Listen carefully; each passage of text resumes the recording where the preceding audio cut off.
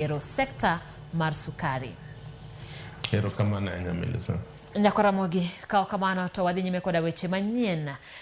Inyalo timo nang'o ka nyithindi duto ong'ol? To ngimani nyalo chalo nade king'eyo ni sama nyithindigi biro wito ngimagi, kata king'eyo sama nyithindigi biro wito ngimagi achiel kachiel kaluore kod ng'ol machalo kama. Ma en siganda familia moro kata mar Nelia Chieng mawuok Rabuore, kaunti ma Kisumu, ma nyithinde nitiere gi tuo manyoso fuonni midendo ni Duchene. Millicent Adhiambo oloso kode wi ting' ma en go marito nyithindo manigi tuoni ma yudore moko kuom anyuola. Nasebedo gi nyithindo abich, to nyithindo abich gi gin victims mag the disease miluongo ni muscular dystrophy. Maduong' notho at 20, moluwe otho kuja higa 19, mochako luwe died at 17. Aya, ma koro notho achieni was 18. Iwacho gani ng'ol ok yombi, ng'ol juko ji ewi dongo. Oganda mathoth paro gani tiend gero ni chopo kare mana ponono ng'ato rado gi masira moro ewi dongo. Kata kamano wayudo ni kara nitie tuoche moko ma bende bang' nyuol ng'ato e yo makare to chopo higa moro ma ochako nyiso ranyisi, kendo odhi kamano ma okel ng'ol manyaka chieng' e dend dhano. E kar dak mar Rabuor e sub-county Makadibo, e county ma Kisumu, warado gi Neli Achieng kod jaode ka giiko nyathigi manyinge Wayne Edward ma jahigni 13 mondo odhi sikul. Wayne Edward en achiel kuom jotuo manikod Duchene muscular dystrophy, tuo mane ochake ka en jahigni 3.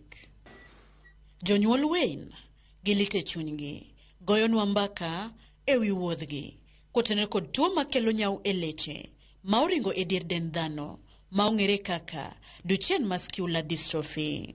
Koro nyathina mokwongo kana nyuolo en beto dongo kabisa kapok afwenyo kata ni gimoro rach kode. Keche hospital, klinik sadhi te, onge sandan mawe makochuoya, anyuolo gi hospital. Koro nokafwenyo ni en gi shida. Koro kama tede no nitie got. Koro naneno ka samoro ka nyithindo wete gi ringo, to en ok onya ringo maber. Kubet piny to dwa na sapote e kuchung' malo.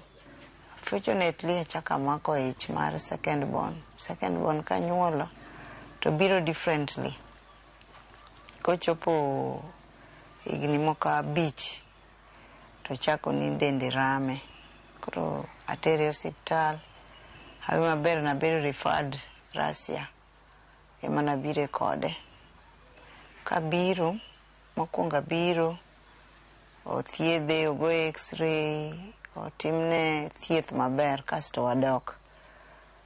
Koro mar ariyo kochika klinik kaduogo, koro ayudo pediatrician. Koro kayude, to noluongo all the doctors mana kalo kuomgi, seche mane atero nyathi. Monyiso gini tuono en tuo mantie to en rare, yude ok yot. Ang'o mowinjore oganda obed ka ong'eyo ewi tuoni mar Duchene muscular dystrophy?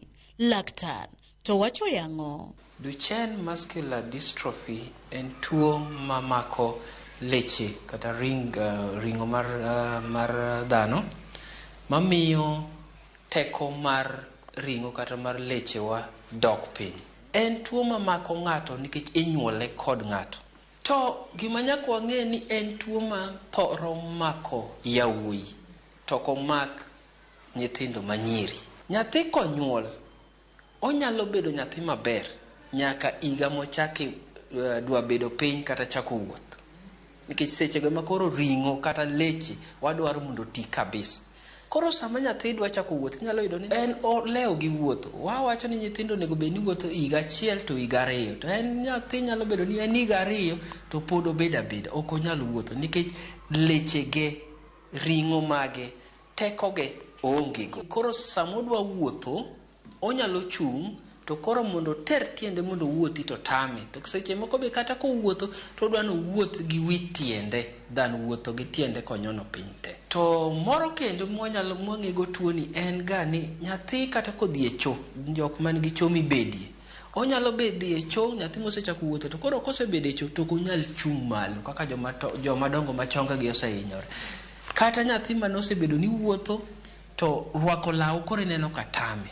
Kata nyathi mancha wuotho maber to koro onyal tugo gi nyithi wad, odwa no bedo piny nikech teko mag ring'o dok piny gi kaka sadhi. Midhiero mage matuoni kelo e ngima familia manikod jatuo manikode. En lit kendo ok oyot kuom gima winjo kata gima dhi thuru nikech nyithinda gi inyuolo gi ka ngima giwuotho ka higni 6 gin kana nyithindo magwe mpira ka koro giki ga par kae to koro nyathi chako beta ma koro muscles ge bedo weekend, koro bedo weak maonge gima onyalo timo. Koro en adok, en ng'ama koro apiro, arite, atimone gimoro amora, dho gitegno, obwongo to migi kendo they are very sharp kendo giriek.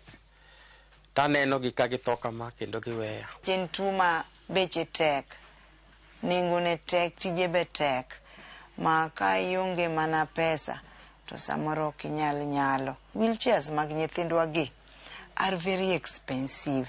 Ka ok iyudo mana NGO moro mosapoti to ok inyal loso, nikech mondo ilos wheelchair mi kelne nyathi en about 28,000. Dwaro mar lando injili mar tuoni en mane? Ang'o mowinjore otim? Agombo ni ji ong'eye mondo yud kata kaka inya kony mothers. Kaka nitie yo moro amora minya pimego kata kapok ichako nyuol, kata kisenyuolo nyathi achiel kata ariyo, at least inyalo konyori, nikech koro the pain mikale to gima nyathi kale no inyalo wacho ni afadhali obeda beda. Tuo ni ni anyuola, ok en tuo ma wacho ni ng'ato hirogo ng'ato kata ni ng'ato timo gimoro marach. En tuo kata chira. En tuo ma wayudo e familia. Mage jipne oganda kod jonyuol e wi tuo mar Duchene muscular dystrophy. Wayie ni tuo ni nitie, kik wa blame ng'ato. Mana kaka malaria nego ng'ato tinyalo thiedhe, to en mana ni kik wanindi, kik wachiew ne jogo matimo science mondo wang'iye rieko kama last born mochotho last nonyisaga. En ochiwo appeal to the world, kendo appeal to the whole world ni mondo ka paro nyalo bet mayude yath manyalo thiedho tuoni kata researchers kik ginindi to gibet ka gitimo research seche te. Jipen ni mondo jonyuol ochwal nyithindo e kuonde thieth ka gichich ni gin kod kit ng'ol magunde ok ong'e. Ng'at moro amora ma ng'ol ne ok ng'e gima okelo ng'ol, mochaka ng'ol en onyuole maber to chako odhi adhiya piny mos nyaka dhi osuptal mondo pim, mondo wang'e adier ni koso dobed ni in gi tuo mowuoye miluongo ni Duchene muscular dystrophy. Kata odoko ni ji masani chopo e osiptende ne tuono pod ni piny, nitie luoro ni kwan ji mani kode nyalo bedo malo e kind oganda. Geno nitie ni sirikal biro miyo tuono pek kendo keto chenro mag siro